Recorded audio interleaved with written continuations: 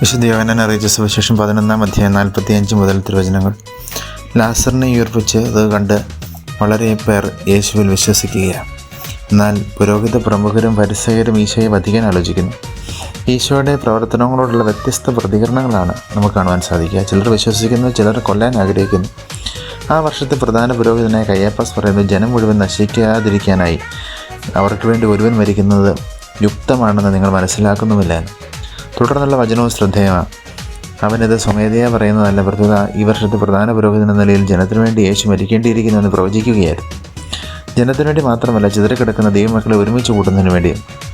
എല്ലാവർക്കും വേണ്ടിയാണ് ഈശോ ജീവിക്കുന്നതും മരിക്കുന്നതും. ആ ജീവിതത്തിനും മരണത്തിനും അർത്ഥമുണ്ട്, ലക്ഷ്യമുണ്ട്.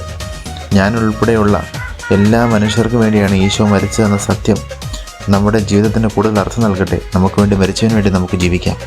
നമ്മെ ജീവൻ്റെ കർത്താവായ യേശുവിന്റെ കൃപയും പിതാവായ ദൈവത്തിന്റെ സ്നേഹവും പരിശുദ്ധാത്മാവിന്റെ സഹവാസവും നമ്മളെല്ലാവരുടെ കൂടി ഉണ്ടായിരിക്കട്ടെ, ഇപ്പോഴും എപ്പോഴും എന്നേക്കും.